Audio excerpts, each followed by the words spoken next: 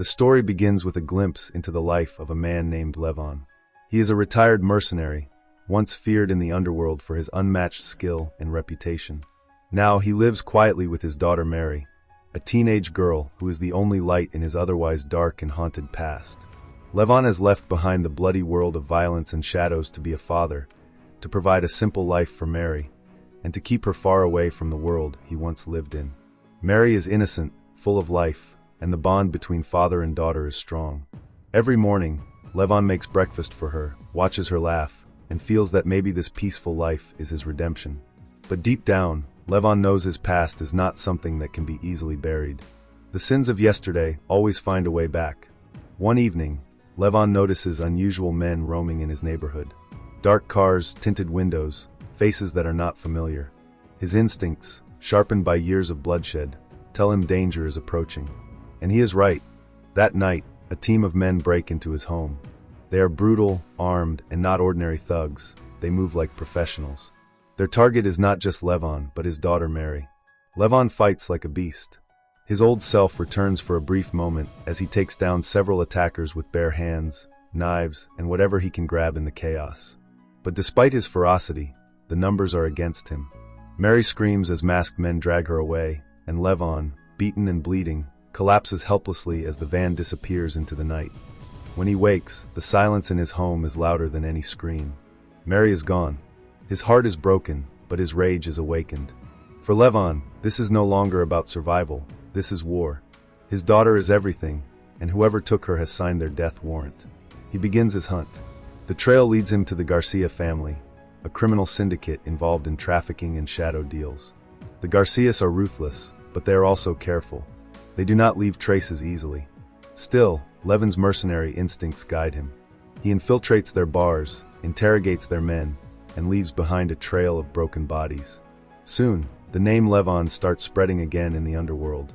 Whispers of the retired mercenary returning reach ears far and wide. And those ears include a powerful woman named Jenny. Jenny is not just a leader. She is a mastermind who controls networks, assassins, and connections stretching to the high table itself, an elite council that oversees global criminal empires.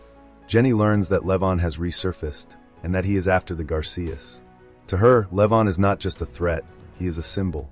If a man like him can rise again, it shakes the balance of power she has carefully built. She wants him eliminated, but Lebon is not an easy man to kill. Every step he takes brings him closer to Mary, and every enemy he faces falls like paper in a storm. In a dark alley fight, Lebon dismantles 5 armed men with precision, his moves a mix of brute force and surgical strikes. In an abandoned warehouse, he sets traps, making his enemies bleed in their own hunt. With every kill, he carves his way deeper into the Garcia network. Finally, Lebon captures one of Garcia's lieutenants. Bloodied and terrified, the man reveals that Mary has been taken as leverage, not just for ransom, but to lure Lebon into a trap. Jenny herself wants to face him. And worse, Mary is being prepared to be sold, like a commodity, to one of Jenny's allies overseas. Hearing this, Lebon's rage erupts like fire. For him, it is no longer a rescue mission. It is a massacre waiting to happen. He sharpens his knives, loads his guns, and prepares for war. This is the story of a man named Lebon Cade. At first glance, he looks like nothing more than a construction worker, a simple man who spends his days on the site, blending into the crowd of laborers. No one pays him much attention. No one suspects him of anything beyond carrying bricks, hammering nails, or laying down concrete. But behind this rough exterior lies a man with a mysterious past, a man with skills far beyond what his current life suggests. Lebon lives quietly, keeping to himself. Every morning he arrives early, wearing his faded work clothes, his hands always dusty, his head down. He works harder than anyone else, but he never talks much. His co-workers think he is just another working man, trying to earn his daily bread. The foreman shouts orders, men argue over pay, but Lebon remains calm, silent, almost invisible. But one evening, after a long shift, as the sun dips below the horizon and the workers begin leaving the site, Lebon notices something unusual. Across the street, parked in the shadows, is a black SUV that doesn't belong there. The windows are tinted, the engine is off, but Lebon feels eyes on him. He doesn't react, doesn't stare, just lowers his gaze and keeps walking. Yet inside, his instincts flare up. Whoever is watching him is no ordinary man. Later that night, Lebon returns to his small apartment. It's a modest room, barely furnished but meticulously kept. The walls are plain, the bed neatly made, the tools on his table aligned with military precision.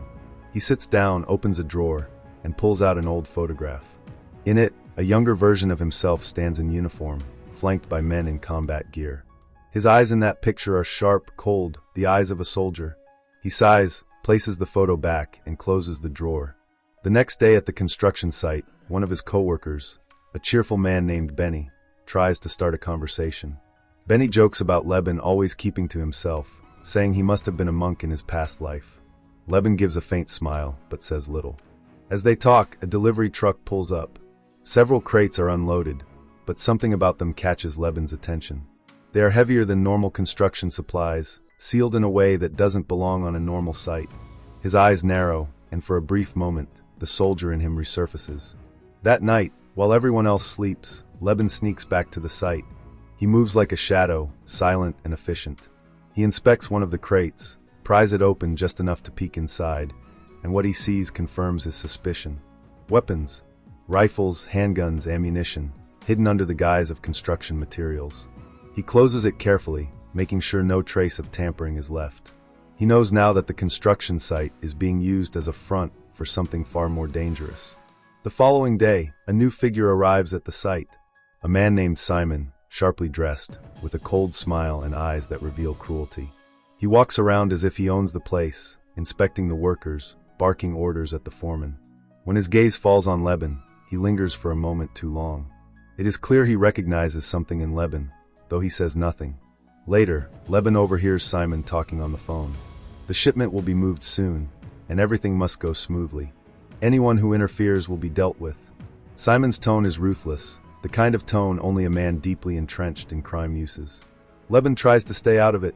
He tells himself he is just a worker now, nothing more.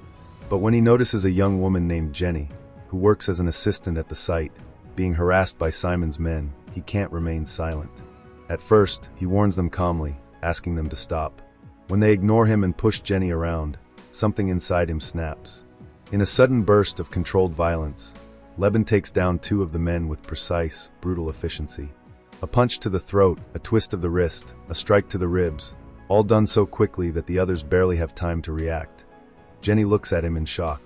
This quiet, unremarkable man has just revealed a side of himself no one expected. The other workers back away, whispering among themselves. Simon, however, now stares at Lebon with a mix of curiosity and rage. He finally knows that Lebon is no ordinary laborer. That night, Lebon is confronted by Simon's men. They corner him in a dark alley, armed with knives and bats. But Lebon dismantles them one by one, moving with deadly precision, every strike calculated, every movement efficient. The men fall, groaning in pain, while Lebon walks away without a scratch. Back at his apartment, he looks at himself in the mirror. His hands tremble slightly, not from fear, but from the awakening of an old life he thought he had buried. He whispers to himself, almost as if reminding himself of who he once was. The next day, Jenny finds him at the site. She thanks him for saving her, but she also asks the question on everyone's mind. Who are you really? Lebon says nothing, only giving her a faint, weary smile. But Simon is not done. He orders his men to dig deeper into Lebon's past. Files are pulled, connections are made, and soon Simon discovers the truth. Lebon Cade, a former elite operative, trained in covert missions, a man who disappeared years ago after a classified operation went wrong.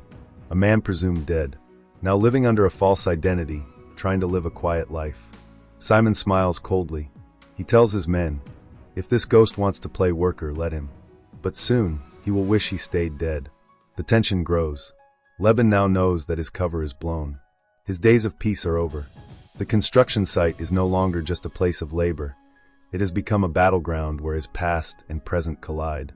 And as the sun sets once again, Lebon prepares himself. The working man is gone. What's coming is something far more dangerous.